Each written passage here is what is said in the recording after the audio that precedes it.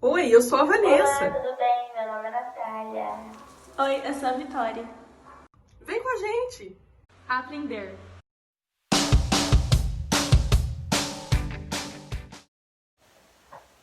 Bom, nesse vídeo você vai aprender sobre o direito italiano de uma forma muito legal, vai ampliar os seus conhecimentos, eu te garanto.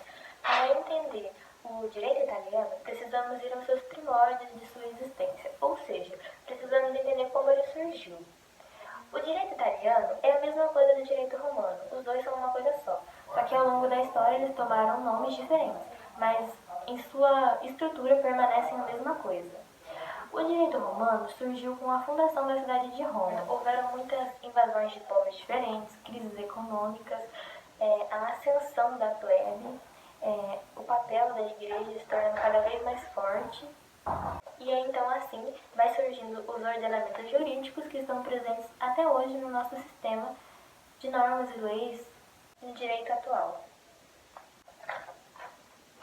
Durante esses 12 anos de história, o direito romano se dividiu em 3 períodos: realeza, república, império ou principado. Vamos então agora explicar o que aconteceu de importante em cada um desses 3 períodos para a história, para o surgimento do direito em si. Bom, no período da realeza, o que tem de mais importante, mais significante para passar para vocês é que tinha uma teocracia muito evidente. O rei podia organizar e reorganizar as leis de acordo com a sua vontade e necessidade. É durante o período da realeza que surge o documento tão importante que eu aposto que vocês devem conhecer, ou já ter ouvido falar, a Lei das 12 Tábuas, pois é com ela que surge de fato o direito romano e é a partir dela, bom, ela serve como base para muitos outros documentos jurídicos e é a partir dela que as normas, as leis, passam a ser cumpridas por todos, sem exceção. Já no segundo período, que é o da República, temos então a possibilidade de admiração, de prestígio aos magistrados. É nesse período também que surge uma relação entre os plebeus e os patrícios. Já no terceiro, último, mas não menos importante período, Império ou Principado, como preferir, surge uma crise política em Roma. É nesse período que surgem os comícios, um exemplo muito importante para a análise de direito. Surgem os comícios e surge uma crença de que as classes, todos podem participar do comício. Só que na realidade só participava do comício aqueles que comprovassem, que eram possuidores de propriedades. E aqueles que não comprovassem não podiam participar das decisões tomadas nesses comícios. Ou seja, acabava que somente a minoria participava dessas decisões. Vou falar um pouco sobre a influência que o direito romano teve no nosso direito atual. Foi o direito romano que forneceu a principal base, a principal estrutura para o direito privado atual, o nosso tradicional civil law. Certas regulamentações jurídicas presentes no nosso Código Civil vieram do direito romano. Não tem como a gente falar sobre direito romano e não falar sobre o Corpus Juris Civile, que surgiu na época do imperador Justiniano. É um código muito sistematizado, complexo, é um direito escrito, havia inúmeras instituições nele. Ele, e consequentemente depois a utilização pelos europeus, que deram base a todo o nosso sistema jurídico atual. Os romanos já faziam a distinção entre propriedade e posse, sendo propriedade um direito e posse um fato. E foi dessa distinção que estruturou os demais direitos reais, como o direito ao usufruto, a propriedade, o direito ao penhor, a hipoteca. Tudo isso veio dessa distinção que os romanos fizeram lá atrás. E também foi os romanos que deram início à herança, à sucessão. Naquela época eles já faziam isso, eles transferiam os seus bens materiais e os seus direitos a sucessores. Poderia ser uma ou mais pessoas vivas depois da morte. Só que esse direito, ele era apenas para os homens. Só os homens poderiam receber a herança dos seus pais ou de quem havia deixado essa herança. O direito romano ele está presente em diversos ordenamentos jurídicos. A gente pode citar um exemplo como o casamento, que naquela época os romanos viam o casamento como uma relação social, havia fidelidade entre os cônjuges. E outro fator que é muito interessante é que ao se casar, o homem ele era proprietário dos bens totais da mulher. Mas se houvesse a dissolução do casamento, caso eles se separassem por algum motivo, ele deveria restituir esses bens à mulher. Ele deveria fazer a devolução dos bens adquiridos antes do casamento. A influência do direito romano no nosso direito é algo incontestável, é algo muito claro. E é uma característica também muito importante do direito romano, é que ele era muito prático. Ele se baseava em casos concretos, assim como é na atualidade. E além do direito romano influenciar o nosso direito muito, o direito romano ele foi muito importante para a história do direito em si.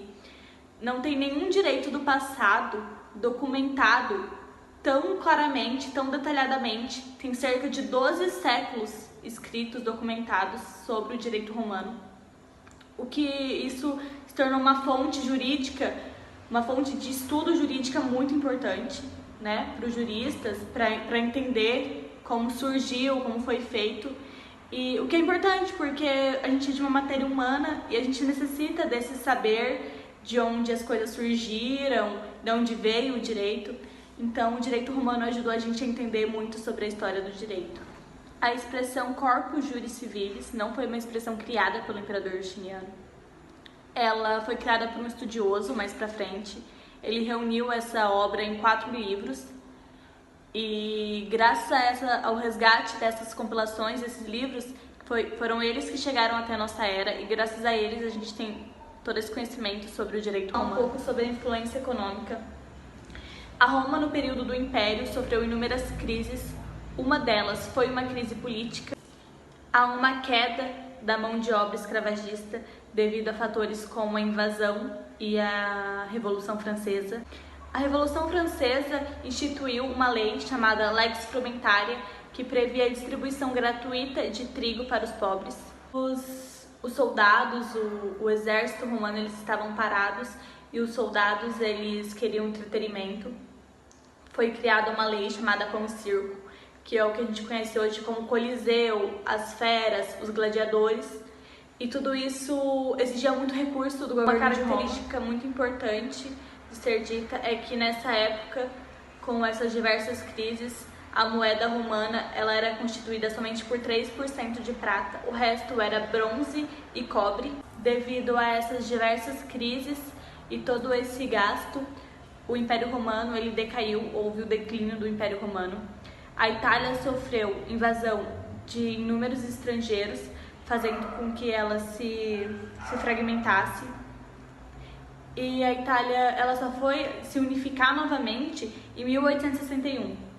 E essa unificação era para melhorar o país, porém não foi aconteceu, houve um empobrecimento.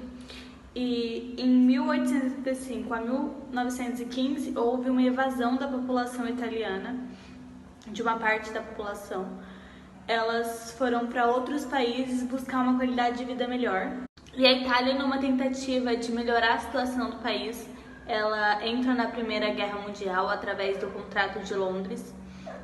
E no final da guerra, em 1918, realmente a Itália conseguiu territórios e conseguiu certamente melhorar a condição do país, mas não foi suficiente, porque agora ela tinha território, que era muito bom, porque a sua principal fonte de renda era a agricultura, porém a mão de obra tinha ido para outros países, então ela tinha território, mas não tinha muita mão de obra.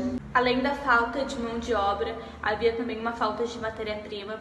Os cofres do Estado, eles estavam vazios e a moeda, que na época chamava lira, foi extremamente desvalorizada. Bom, vamos falar agora sobre a cultura italiana, sobre a culinária, sobre os seus costumes mais curiosos, para vocês terem realmente uma experiência transcultural, para vocês sentirem como é essa cultura. Muito bonita, muito interessante, aliás. Bom, uma coisa interessante é que, apesar da Itália ser pequena, cada região dela possui seu clima, o seu modo de cozinhar, a sua culinária específica. Por mais que ela seja pequena, uma pizza que você coma em um lugar da Itália, no outro lugar vai ser totalmente diferente, com ingredientes diferentes, a massa vai ser diferente. Então, ela é bem diferente em suas regiões. A culinária é talvez o aspecto mais forte que a Itália tem. Bom, A Itália eleva o pão, um ingrediente tão simples do nosso dia a dia brasileiro, num outro nível. São mais de 300 tipos de pães. Uma receita tão simples que é usada há mais de 2.000 anos se transforma numa coisa tão saborosa, tão deliciosa. Eles inventam vários tipos e como eu falei, tudo depende da região, do clima, como é cultivado os ingredientes, quais ingredientes são colocados, então existem muitas variedades, não vai ser só um pão simples como aqui no Brasil. Outra curiosidade da cultura italiana é que eles consomem, sim, massas diariamente, até mais de que uma vez por dia. Isso se comprova nos cardápios, né, de qualquer restaurante lá. Só tem massas. Não que só tenha massas, mas o que mais tem são massas, porque eles adoram. Vamos agora a um costume peculiar. Bom, nos casamentos italianos tem-se uma tradição de distribuir amêndoas na festa, mas não é uma distribuição comum. Como que acontece essa distribuição? O noivo pega a bandeja de prata com as amêndoas confeitadas e a noiva vai entregando para cada convidado, mas vale ressaltar, sempre em números ímpar, e cada convidado deve receber 5 confeitos, 5 amêndoas confeitadas, que representam as 5 coisas que não devem faltar na sua vida de casado, como a paz, a união, entre outras coisas. Essa é uma curiosidade bem interessante, talvez um pouco conhecida aqui no Brasil, mas bem diferente dos nossos costumes, né? Uma tradição muito legal que eles têm e bonitinha é a da Befana. É uma tradição assim. Eles contam até para as crianças, de tão difundida que essa tradição é na Itália, que no dia 5 para 6 de janeiro, uma bonequinha, uma pessoa, uma menina, chamada Befana, vem na sua casa e deixa doces e caramelos nas meias das crianças que foram boas no ano anterior. E carvão para as que foram más, foram ruins. E além disso, ela ainda varre a casa quando sai. As roupas típicas italianas experimentaram várias tendências e evoluíram ao longo de sua história. Mas, de fato, foi no período do Renascimento em que elas decidiram se desmembrar, soltar das tradições francesas, da moda francesa, e realmente experimentar novas coisas e criar, então, o seu próprio estilo. Mas foi na Idade Média que a roupa começou a ganhar forma, começou a ganhar características específicas e se tornou a roupa historicamente conhecida como típica da Itália. E a roupa a gente pode mostrar para vocês ao vivo nesse vídeo. Então é 1, é 2, é 3 e...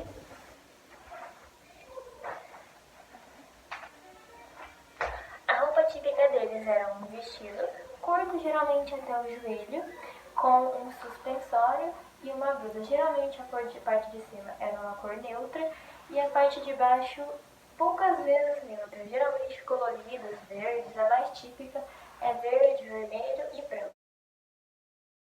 Geralmente coloridas, verdes. A mais típica é verde, vermelho e branco. Só que como a gente tinha que criar uma roupa caseira, então saiu dessa cor. Mas ficou bem parecido com a roupa tradicional deles naquela época.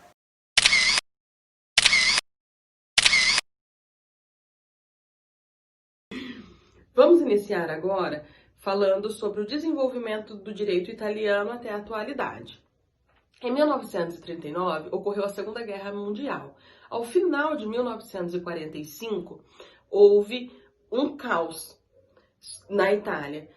Porém, com a queda de Mussolini, inicia um processo de reestruturação. Com o cenário pós-guerra, a Itália era vista como um país subdesenvolvido. A economia era pautada na agricultura e no artesanato. No pós-guerra, o governo foi obrigado a dar abertura econômica.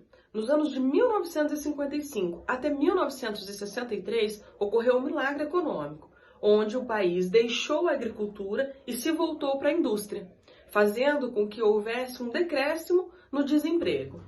Em 1970, a Itália passa por uma nova crise, estabilizando a economia e o crescimento. Nos anos 80 foi marcado pelo crescimento econômico absurdo. Nos anos 90, houve uma grande mudança no cenário econômico. Depois desse contexto histórico, vimos que a Itália passou por inúmeras crises, assim como todos os outros países, altos e baixos. Em 2002, seu PIB era o 7º no ranking mundial. Nesse mesmo ano, a sua moeda local, lira, foi substituída pelo euro, trazendo uma nova estabilidade econômica para a Itália. Em 2009, era o 70º dos países exportador. Em 2010, era considerada a 8ª economia mundial e a 4ª na Europa. Em 2018, comprovou-se que a Itália estava se recuperando da crise. Em 2019, no primeiro trimestre, a economia cresceu mais do que esperado, retirando o país da recessão. Concluímos então que o direito italiano é a base para todo ordenamento jurídico.